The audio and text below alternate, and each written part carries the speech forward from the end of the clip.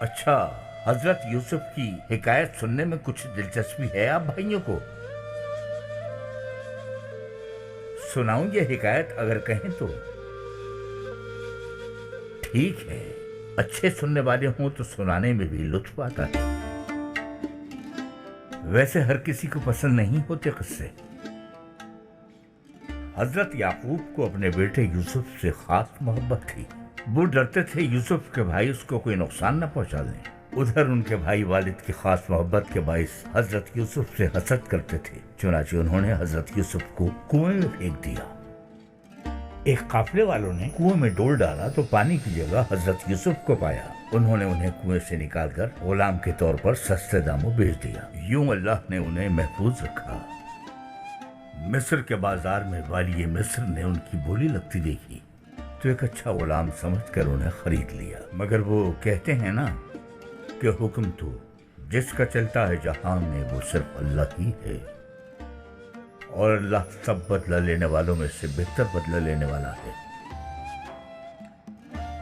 والی مصر کی بیوی نے اپنے گھر میں حضرت یوسف کو جوان ہوتے دیکھا تو وہ اللہ کے عطا کردہ حضرت یوسف کے حسن سے متاثر ہو کر اپنا آپ کھو بیٹھی۔ یہ مشہور حصہ ہے اس قصے کا، ہر کسی کو معلوم ہے۔ والی مصر کی زوجہ زلیخا کے بہتان کے باعث حضرت یوسف زندان میں ڈال دیے گئے، مگر حضرت یوسف زندان میں قید ہونے سے بالکل پریشان نہ ہوئے۔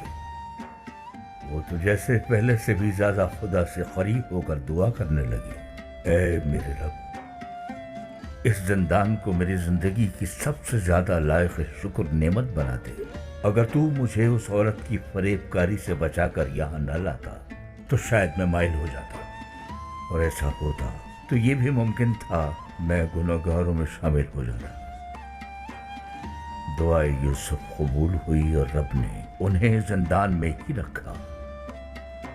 نفسانی خواہشات کے علاوہ وہ دنیا کے فضول مشغلوں سے بہت دور رہے۔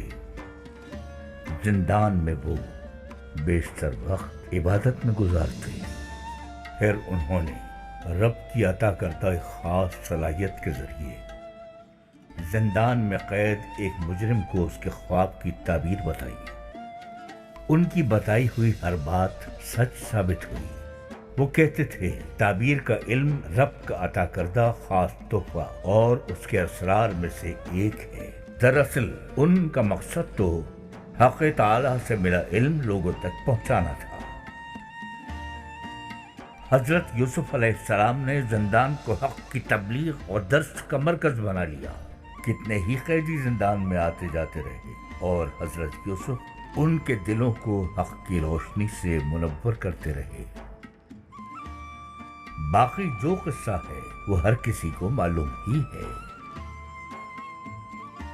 چنانچہ اسی سبب سے ان کے زمانے ہی سے زندان کو حقیقت کی پہچان کے مدرسے کے طور پر جانا جانے لگا۔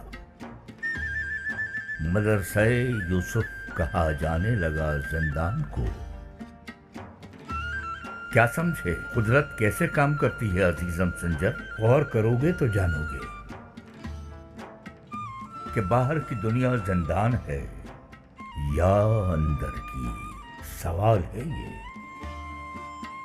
وجود کے باہر زندان ہے یا پھر وجود کے اندر؟